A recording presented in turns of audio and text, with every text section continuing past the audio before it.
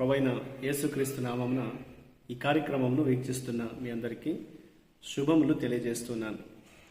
Vision cutie fellowship వారి యేసుతో ఏకాంత సమయం ఈ క్వైట్ టైం కార్యక్రమానికి మిమ్మల్ని ప్రేమతో ఆహ్వానిస్తున్నాను. దేవుని వాక్యాన్ని ప్రతిరోజు ధ్యానించుటకు దేవుడు మనకి సమయాన్ని అనుగ్రహిస్తున్నందుకై దేవునికి వందనాలు తెలియజేస్తున్నాను.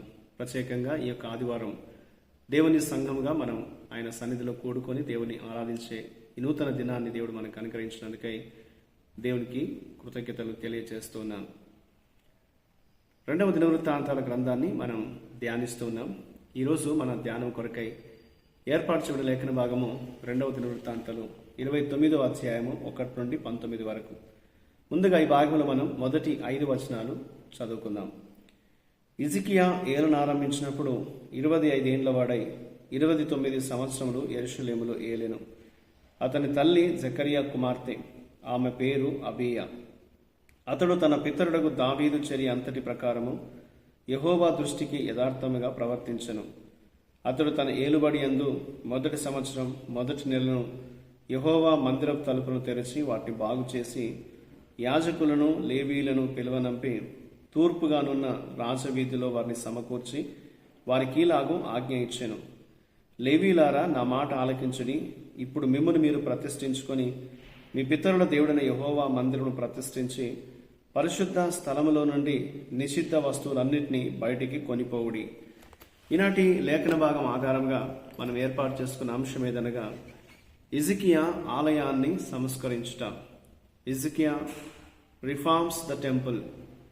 నేటి వాక్య భాగం యొక్క సారాంశాన్ని మనం గమనించినట్లయితే, హిజ్కియా రాజు అయిన తర్వాత దావీదు మాదిరిని అనుసరించి దేవుని ముందు యథార్థంగా నీతిమంతుడిగా జీవించాడు. అతడు రాజు అయిన వెంటనే దేవాలయపు మందిరపు తలుపులను తెరిచి అపవిత్రమైనటువంటి ఆలయాన్ని శుద్ధి చేయడం ప్రారంభించాడు. యూదాకు ఎదురైనటువంటి బలహీనతలు మరియు దాడులు, వారు దేవుని విడిచిపెట్టి మందిరాన్ని నుండి దూరంగా వెళ్లడం వల్లనే ఇవన్నీ జరుగుతున్నాయని హిజ్కియా గ్రహించాడు. అందువల్ల ఆయన ఈ దేవాలయాన్ని పవిత్రతను పునరుద్ధరించడం ఆయన ప్రారంభించాడు. ఈ యొక్క పవిత్రతను పునరుద్ధరించడం ద్వారా తను దేవుని నిబంధన నిలబెట్టడానికి ప్రయత్నించినట్లుగా లేఖనంలో మనం చూస్తాం. హిజ్కియా ఆజ్ఞాపించినట్లుగా యాజకులు మరియు లేవీలు 16 రోజుల్లోనే ఆలయాన్ని శుద్ధి చేసి పూర్తి చేసినట్లుగా లేఖనం మనకు తెలియజేస్తోంది.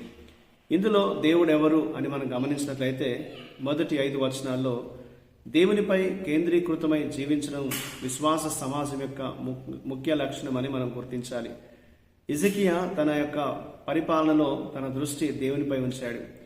ఆయన ఆలయాన్ని పవిత్రపరిచాడు. సమాజాన్ని దేవుని వైపు తిరిగి వారు దేవుని ఆరాధించేటట్లు చేసినట్లుగా లేఖనంలో మనం చూస్తాం. హిజ్కియా యొక్క పునరుద్ధరణ పని ప్రజల విగ్రహారాధన హృదయాలను తిరిగి దేవుని వైపు తిప్పడం ఒక లక్ష్యంగా పెట్టుకుంది. కాబట్టి మనం కూడా దేవుని వైపు తిరగాలనంటే మనలో దేవునికి అయిష్టమైనవి ఏ ఉన్నాయో వాటన్నిటిని కూడా బయటికి తీసివేయాలని దేవుడు మనకు జ్ఞాపకం చేస్తున్నాయి. కాబట్టి దేవునికి అయిష్టమైనది ఏది మనలో ఉన్నా దేవుని మనం సంపూర్తిగా ఆరాధించలేం. మన ఇళ్లను, మన సంఘాలను మనం వేటి చేత కలుషితం చేసుకుంటున్నామో ఒకసారి పరీక్షించుకోవాలని దేవుడు మనకి ఈ లేఖనం ద్వారా జ్ఞాపకం చేస్తున్నాడు.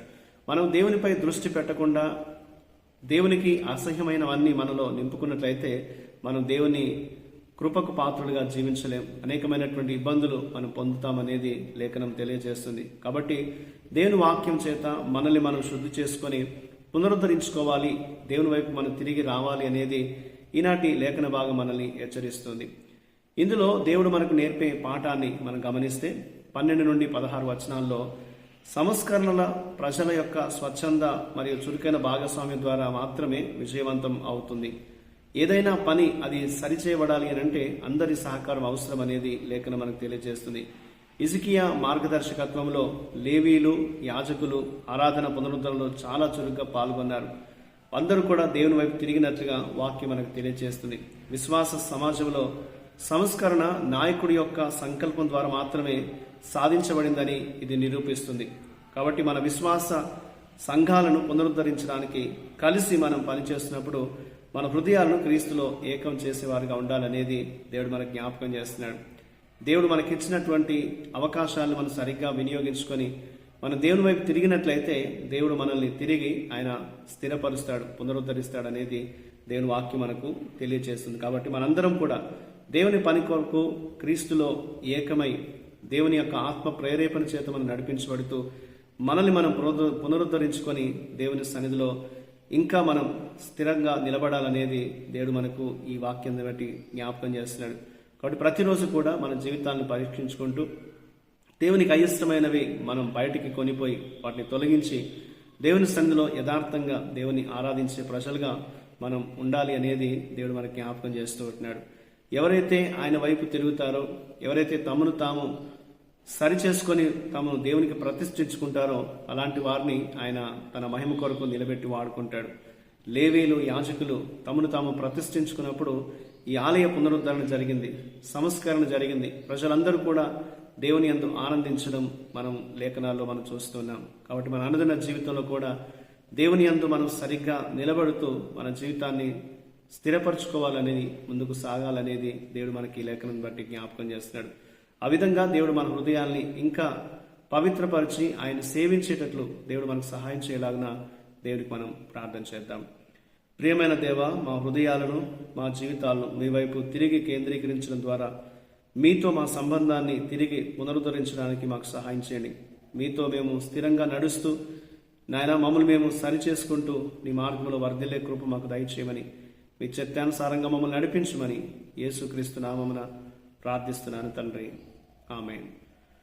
ప్రియులారా, మీరు సమయం తీసుకొని ఈ యొక్క వాక్య ధ్యానాన్ని విన్నందుకు మీకు ప్రత్యేక వందనాలు.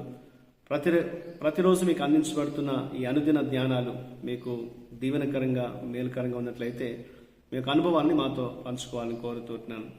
ప్రభు కృప మనందరికీ ఎల్లప్పుడూ తోడై ఉండి కాపాడును గాక. ఆమేన్.